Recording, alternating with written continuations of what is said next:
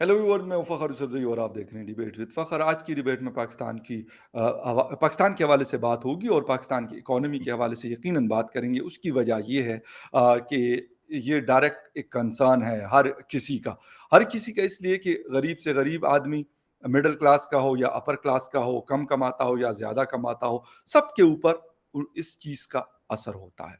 इस वक्त दबा के लोड शेडिंग हो रही है, टेम्परेचर्स तकरीबन 40 प्लस चल रहे हैं पूरे पाकिस्तान में और लोड शेडिंग है, बिजली के रेट्स बहुत ज़्यादा हैं। साथ में बहुत ज़्यादा इन्फ्लेशन है, मोर देन 30%।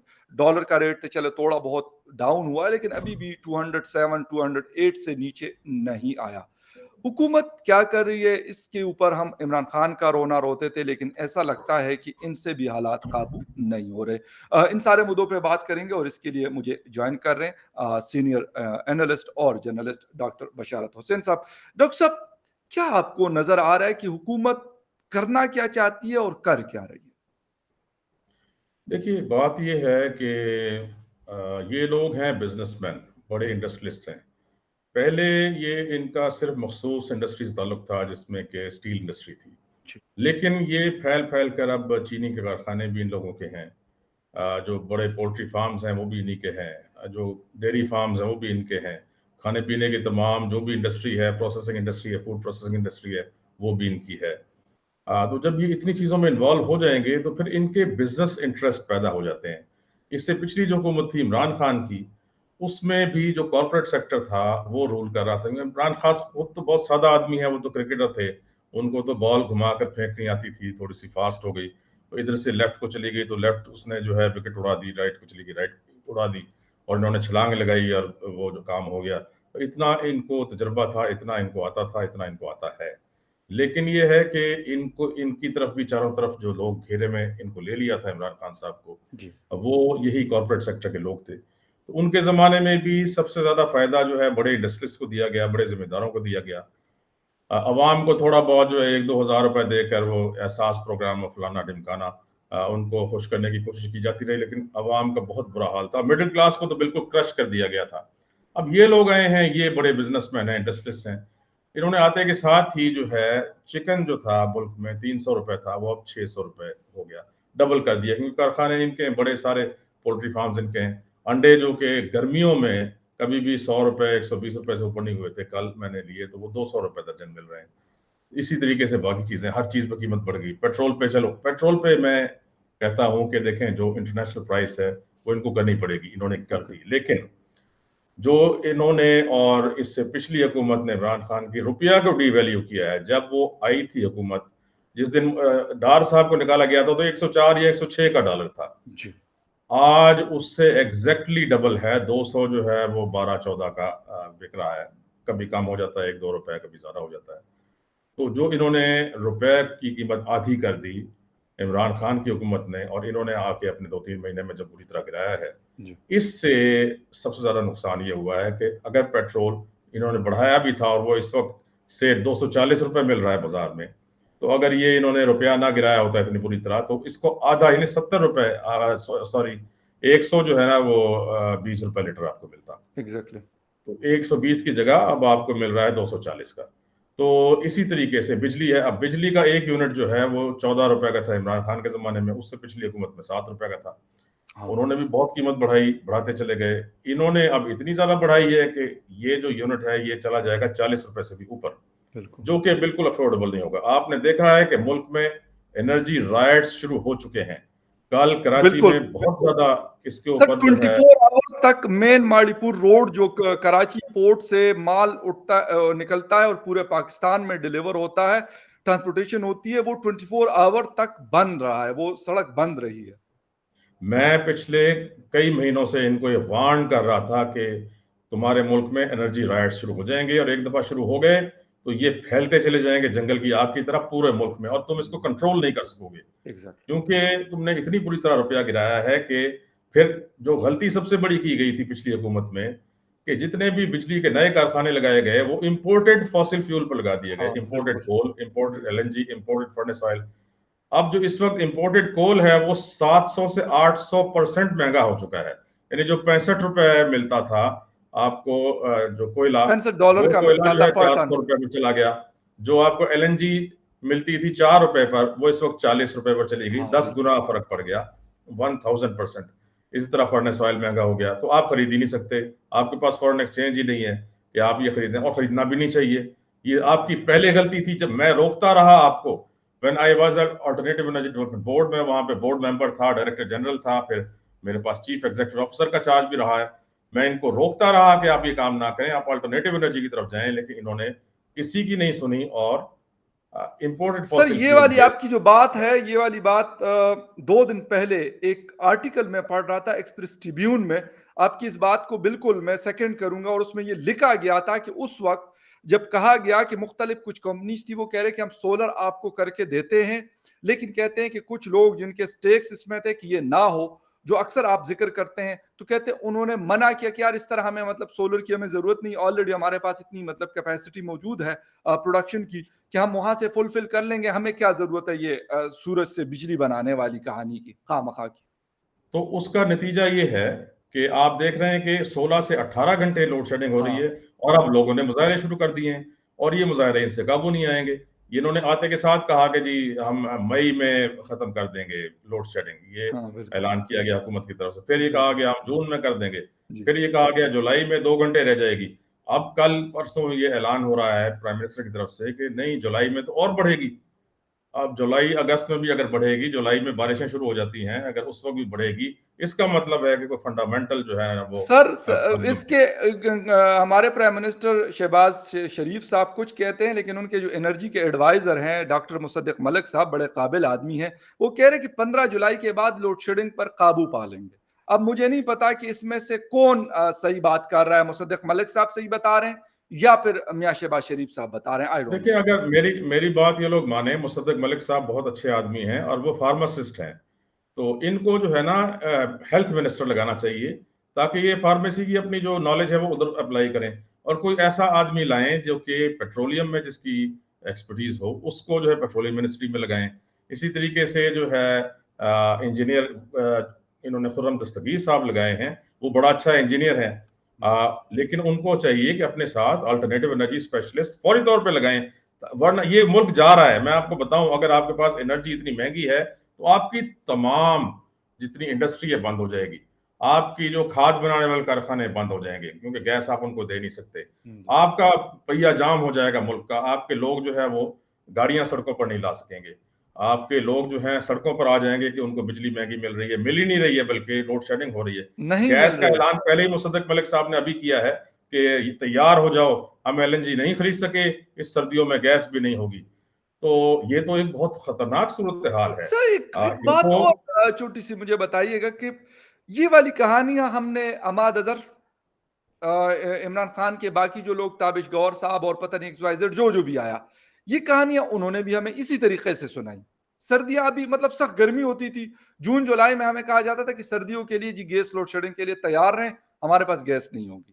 अब सर ये लोग भी यही कह रहे हैं कि भाई हमारे पास गैस नहीं है, क्योंकि मार्केट रेट इतना हाई हो चुका है और यूरोप दड़ादड़ वो जो एलएनजी है पूरी दुनिया से वो उठा रहा है, हमारे पास तो इतनी अफोर्डनेस नहीं है कि हम उठा लें। हमने सर आखिर करना क्या है? कोई पॉलिसी नहीं बना सके आज तक हम एनर्जी के लिए। मैं ये नहीं कहता कि दुनिया में जिस तरह एकदम से तब्दीली आई है पिछले 1-2 सालों में, स्पेशली एनर्जी सेक्टर में, लेकिन सर कोई तरीकाकार भी तो होता। हमारे साथ हिंदुस्तान है, वो प्रॉपर चल रहा है, इवन अफगानिस्तान प्रॉपर चल रहा है, वहां पे इस तरह की लोड शेडिंग और ये हालत नहीं है, बिजली सस्ती है, इस सारी चीजों के बावजूद कि वहां पे टैक्सेस भी नहीं है इस तरह जो पाकिस्तान में है, इसके बावजूद अच्छा, हमारे पास अफगानिस्तान की बात सुने कि उसका रुपया नहीं गिरा, नहीं। इतनी बड़ी वहां पे तब्दीली आई, तालिबान बेचारों के पास कुछ भी नहीं है, बिल्कुल इतना वहां पे भूख अफलास है। उनका वो जो क्या है, अफगानी है, वो उतने का उतना ही है। बिल्कुल वो 89 अफगानी का मेरा ख्याल बिल्कुल है डॉलर आता है, एक हमारा डॉलर आता है 218 बिल्कुल। पहुंच गया। देखिए, हमारे डॉलर यहाँ से खरीद कर अफगानिस्तान ले जाए जा रहे हैं, तुमसे इतना भी नहीं होता कि तुम डॉलर की परवाज रोक दो। तुम अपने मुल्क में तो पहले दो ना, फिर दूसरे के सोचो। सबसे पहले जो खैरात है अपने मुल्क से शुरू होती है। आपका मुल्क में भूखे मर रहे हैं लोग, आपको दूसरे मुल्क याद आ रहे हैं, बिल्कुल आपको इस्लामी उम्मा जो है याद आ रही है, जबकि आपका क्या हाल हो गया है। आपने जैसे बात की थी, चाइना ने अभी क्या किया, आपको इन्वाइट तक नहीं किया। खैर वो लंबी बात है, मैं उसमें भी नहीं जाऊंगा।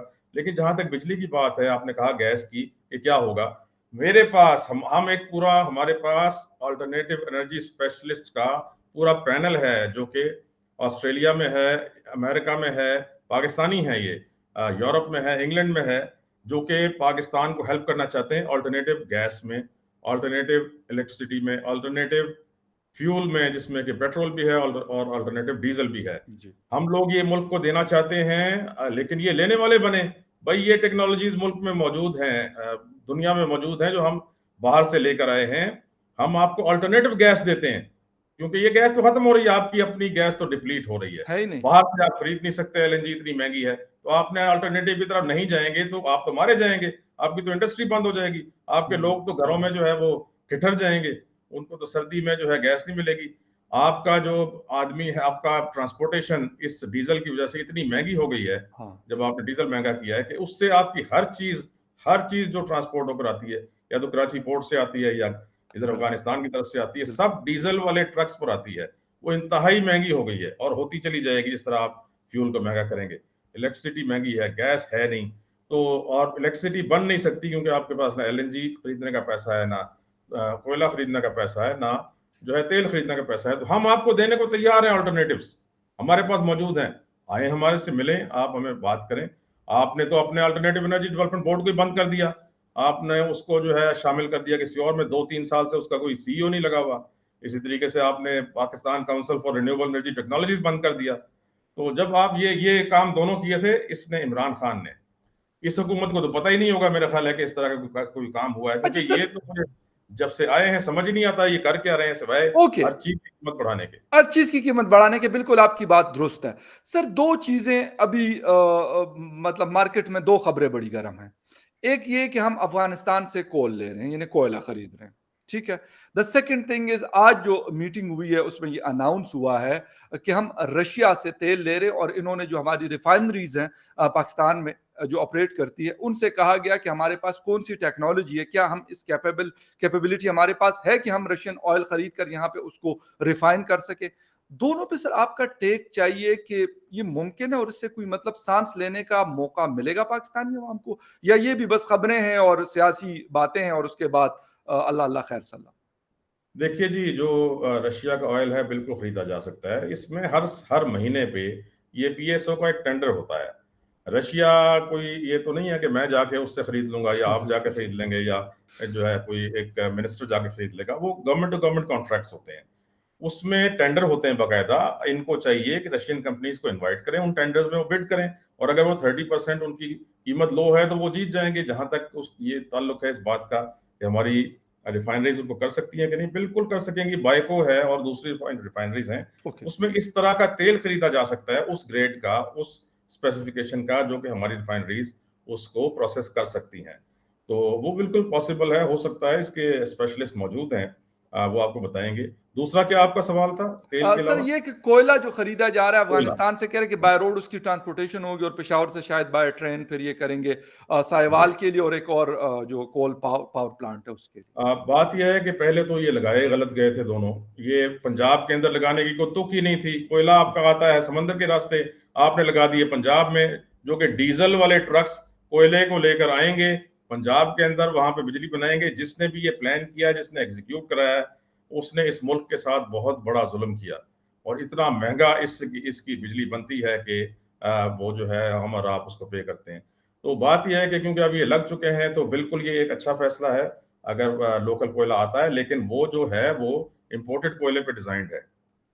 अब ये है कि ये देखना होगा कि इस स्पेसिफिकेशन है कोयला, क्योंकि कोयला तो पाकिस्तान में भी निकलता है, बलूचिस्तान में भी निकलता है, थर में भी निकलता है, लेकिन वो जो है वो इंडोनेशिया और साउथ अफ्रीका के कोयले पर डिजाइंड है। वो जो प्लांट है जिसकी आपने बात की है, वो 2 प्लांट जो है। तो अब देखने ये है कि अगर ये हो सकता है तो ये एक अच्छी बात है, और ये रुपए में पेमेंट होगी अफगानिस्तान को, तो यही कह अफगानिस्तान रहे को हैं। भी फायदा है और पाकिस्तान को भी फायदा है, तो यही बड़ी कह अच्छी रहे हैं बात कि 2.2 जो हमारा बिल है उसमें मतलब 2.2 बिलियन डॉलर का मतलब वो कमी आएगी, और उसमें पाकिस्तान को एक रिलीफ मिलेगा। सर तर की आपने बात की, तर की हम 2010 में when I was studying in the university, तो मैं एक प्रोजेक्ट कर रहा था, तो मेरे जो प्रोजेक्ट डायरेक्टर थे उन्होंने मुझे कहा था कि आप इसके ऊपर करें। सर उस वक्त भी मैंने काफी रिसर्च की थी, मुख्तलिफ लोगों से पूछा था, और एक सारा कुछ जो भी था। Cut long story short, sir मुझे ये बताइए कि अभी मतलब उस वक़्त ये कहा जा रहा था कि इतने ट्रिलियन टन कोयला है और सऊदी अरेबिया और ईरान और कतर और पता नहीं जहाँ पे जितनी गैस और तेल है, उसके से भी शायद हज़ारों टाइम ज़्यादा ये इसके मतलब एक वर्थ है। कहाँ गया सर वो कोयला और उससे बिजली बननी थी, ये बनना था, वो बनना था। आज तक कोई मतलब समझ नहीं आ रही, बिजली नहीं हमारे पास, हमारी चीखें निकली हुई है पूरे पाकिस्तान की, लेकिन तर्क की कोई मतलब नामो-निशान ही नहीं, खामोशी। वो जनाब जो एक उसका प्रोजेक्ट है 600 का, वो तो इन्होंने ऐलान किया था 600 मेगावाट का कि वो जो है कमीशन हो गया। फिर 1200 मेगावाट का और सुना था। ये हुँ, 2 साल डिले हुआ है किसी वजह से प्रोजेक्ट। हुँ। इसको इमरान खान की हुकूमत में, क्योंकि उस हुकूमत में तो हर चीज़ ही डिले हुई है ना। उन्होंने तो क्योंकि उनकी तो कुछ ये जो इस वक़्त चाइना नाराज़ है, आप क्या समझते हैं ये इस हुकूमत से नाराज़ है?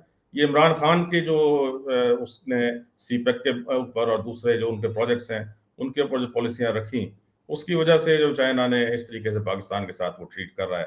तो उसने इंडिया को वहाँ बुला लिया, मोदी को, और पाकिस्तान जो है वो देखता रहा, जबकि वो उसका इतना बड़ा एलाय है। तो ये है कि वो थर्ड में दुनिया का जो है इस वक़्त इतना बड़ा ज़ख़ीरा है कि हमारे लिए 200 साल के लिए काफ़ी है एनर्जी के लिए।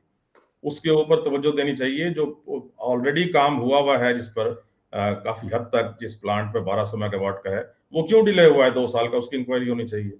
फौरी तौर पर उस पर काम करें और थर पे लगाएँ, ज़्यादा से ज़्यादा लगाएँ, क्योंकि अब ये इम्पोर्टेड कोयले पे, इम्पोर्टेड एलएनजी पर भूल जाएँ। अब इनको जो है ना अल्टरनेटिव्स और रिन्यूएबल्स और उसके अलावा जो आपका न्यूक्लियर है, देखिए अभी न्यूक्लियर जो है, अभी एक जो बड़ा पावर प्लांट है, पता नहीं 1000 मेगावाट का है, कितने का है अभी, जो जिसकी इनॉग्रेशन हुई थी पिछले साल। जी, जी। गर्मियों में इनको अच्छी तरह पता है कि पानी कम होता है ना, जो है कुछ महीने के लिए हाइडल आपके पास कम आता है। उस वक़्त में कमी होती है बिजली की।